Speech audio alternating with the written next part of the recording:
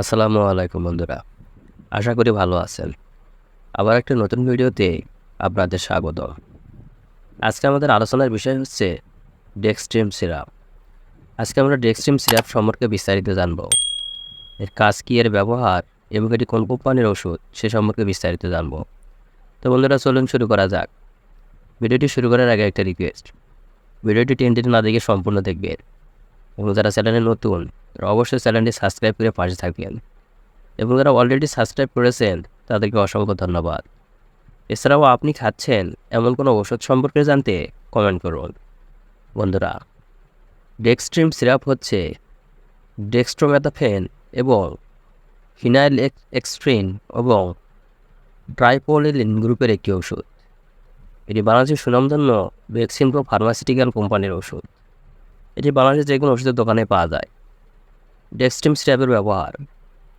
ডেক্সট্রিম syrup সাধারণত সাধারণ সর্দি জ্বর বা অন্যান্য উপসর্গের শ্বাসতন্ত্রের অ্যালার্জির কারণে সৃষ্ট লক্ষণগুলো উপশম করে, যেমন সামান্য গলা বা ব্রঙ্কিয়াল জ্বালার কারণে সৃষ্ট কাশি, সর্দি, হাসি, নাক বা গলা চুলকানি, জলযুক্ত চোখ, নাক বন্ধ হয়ে যাওয়া, নাসারন্ধ্র ফোলা, খুসখুসে কাশি, বুকে জমে থাকা কফ ইত্যাদিতে ব্যবহার করা হয়ে থাকে। অর্থাৎ যাদের এ ধরনের সমস্যাগুলো রয়েছে, সবসময় কাশি হয় এবং গলার সঙ্গে কাশি হয়, তারা এই ডেক্সট্রিম সিরাপ সেবন করতে পারেন। এই ডেক্সট্রিম সিরাপের মাত্রা ও সেবনবিধি। প্রাপ্তবয়স্ক এবং 12 বছর তার ঊর্ধ্বে শিশুদের জন্য 1 চা চামচ অর্থাৎ 5 মিলি প্রতি 4 ঘন্টা বা ডাক্তারের পরামর্শ অনুযায়ী খেতে হবে।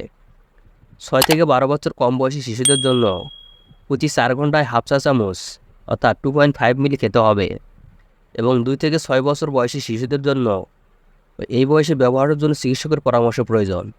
তবে 2 বছরের কম বয়সী শিশুদের জন্য এটি ব্যবহার করা যাবে না। পার্শ্ব প্রতিক্রিয়া। এটি তন্দ্রাচ্ছন্ন, অলসতা এবং কোষ্ঠকাঠিন্য সৃষ্টি করতে পারে।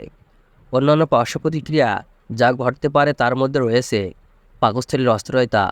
মরফিন ধরনের উপর শারীরিক নির্ভরতার কোনো প্রমাণ নেই। অন্যান্য সাধারণ পার্শ্ব প্রতিক্রিয়াগুলির মধ্যে রয়েছে ক্ষণস্থায়ী উচ্চ রক্তচাপ, মুখ শুকিয়ে যাওয়া, অস্থিরতা, বুক ধড়ফড় করা, অ্যালার্জিক প্রতিক্রিয়া যেমন ফুসকুড়ি, শ্বাসকষ্ট হওয়া, সাইকোসিস এবং রক্তের ডিগোসিস হতে পারে।